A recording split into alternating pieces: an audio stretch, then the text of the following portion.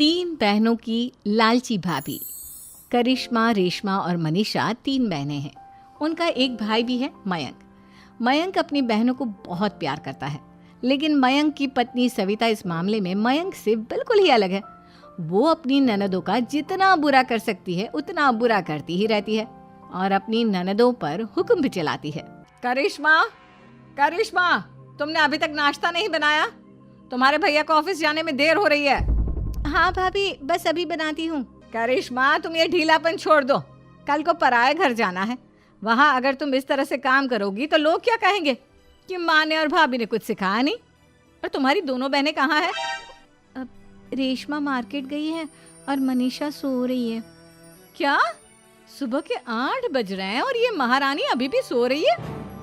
ये कहते हुए सविता अपनी सास दुर्गा देवी के पास जाती है। माँ जी, देख रही हो अपनी बेटियों के तौर तरीके? क्या हुआ बहू, सुबह सुबह क्या कर दिया मेरी बेटियों ने?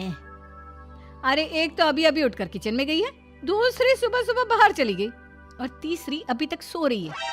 क्या करूं मैं इन तीनों का, मैं तो परेशान हो गई हूँ।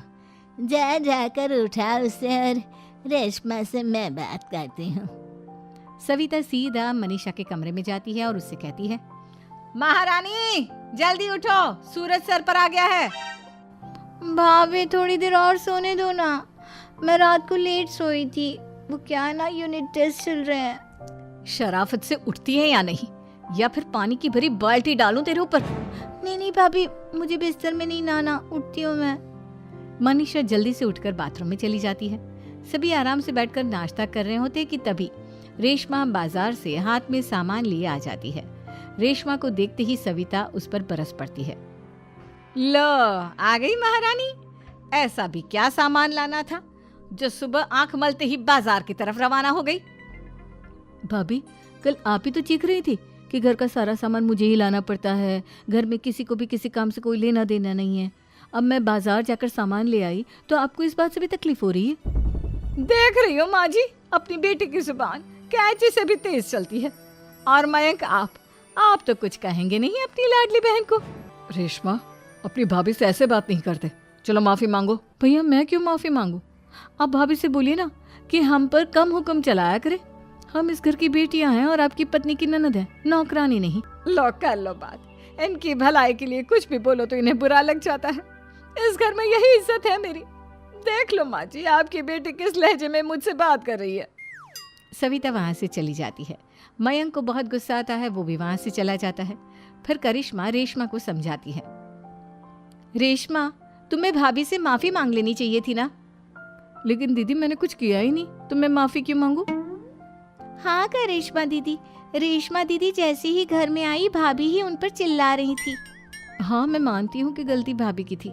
मैं तो इसलिए बोल रही हूँ कि भाभी ने माँ को तो पूरी तरह अपने वश में कर लिया है। वो हमारी बात सुनती ही नहीं।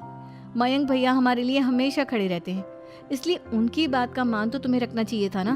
कोई फायदा नहीं दीदी, कुछ दिनों की बात और है, भाभी उन्हें भी हमारे खिलाफ भड़का देंगी।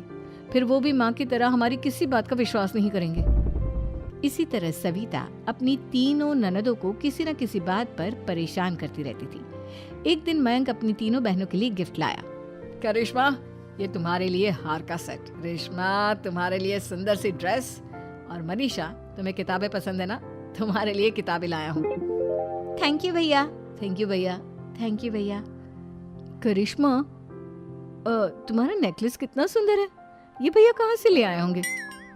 मैंने भैया को 3 दिन पहले फोन पर ये डिजाइन दिखाया था और आज भैया ये ले आए।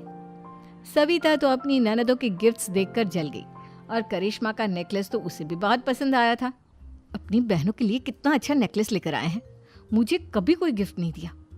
मैं आज ही ये हार चुरा लूंगी। रात में सविता करिश्मा का हार चुरा लेती है और इसी तरह उसे अपनी ननदों की जो भी चीज़ अच्छी लगती वो उसे मांगती नहीं, बल्कि रात के अंधेरे में चुरा लेती। इसी तरह दिन बीतते गए और सविता ने मयंक के दिल में भी उसकी बहनों के लिए नफरत पैदा कर दी। एक दिन मयंक ने करिश्मा और रेशमा के लिए रिश्ता देखा और ये बात उसने घर में सबको बताई। माँ, करिश्मा और रेशमा के लिए बहुत अच्छा रिश्ता आया है। वो लोग कल इन्हें देखने आ रहे हैं। आप और सविता मिलकर सारी तैयारी कर लेना। ये सुनकर करिश्मा और रेशमा खुश हो जाती हैं, लेकिन सविता सोचती है, अगर इन दोनों बहनों की शादी हो गई तो घर और बाहर का काम कौन करेगा? मनीषा तो एक नंबर की कामचोर है, उससे तो किसी बात की उम्मीद लगाना ही बेकार है।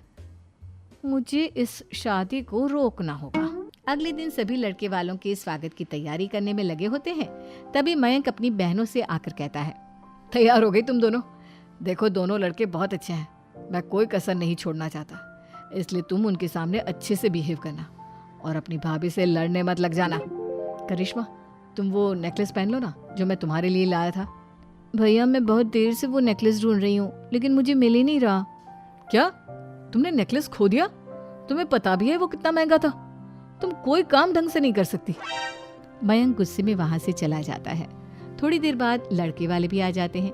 वो दोनों बहनों को पसंद कर लेते हैं और रिश्ता पक्का हो जाता है। लेकिन सविता के दिमाग में तो कुछ और ही खिचड़ी पक रही थी। वो पंडित जी के पास करिश्मा की कुंडली लेकर जाती है और उन्हें पैसे देकर करिश्मा की कुंडली बदलवा देती है। जब लड़के वालों के पास करिश्मा की कुंडली जाती है तो वो दुर्गा को फोन करते हैं। बहन जी, हमने करिश्मा की कुंडली अपने पंडित जी को दिखाई थी।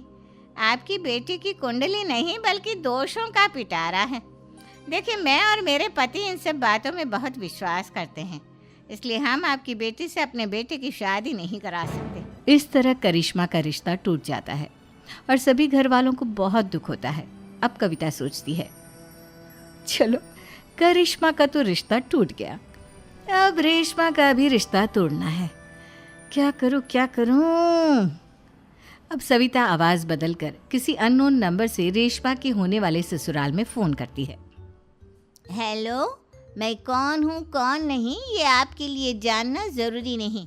बस इतना सुन लो कि रेशमा का 2 साल से किसी के साथ अफेयर चल रहा है। बस रेशमा का रिश्ता तोड़वाने के लिए सविता का इतना कहना काफी था।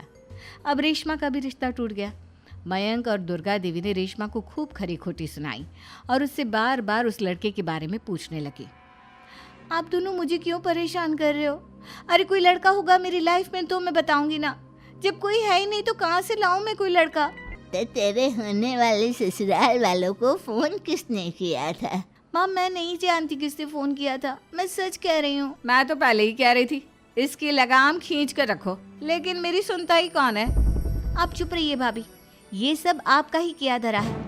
अब तीनों बहनों को विश्वास हो जाता है कि ये सब उनकी भाभी ही कर रही है। तीनों बहनें अपनी भाभी को सबक सिखाने के लिए एक वकील कर लेती है और घर में हिस्सा मांगना। देखो भैया, माँ बाप की जायदाद में जितना बेटों का हक होता है उतना ही बेटियों का, इसलिए इस घर के 4 हिस्से होंगे और हमें अपना हिस्सा चाहिए।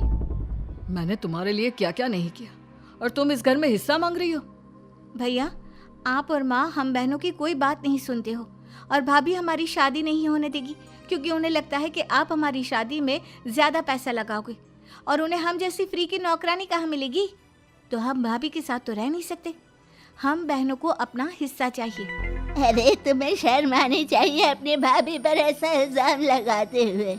वो तुम्हारे बारे में कितना सोचती है। हाँ माँ, भाभी हमारे बारे में बहुत सोचती है, दिन रात बस यही सोचती रहती है कि किस तरह से अपनी तीनों ननदों को परेशान करूं और कभी मुझे पढ़ने भी नहीं देती।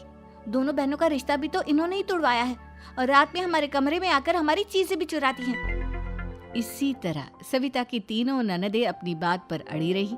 अब कोर्ट में तारीख भी शुरू हो गई।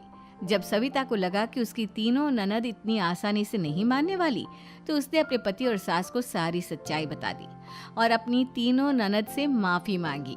मयंक और दुर्गा को भी अपनी गलती का एहसास हो गया।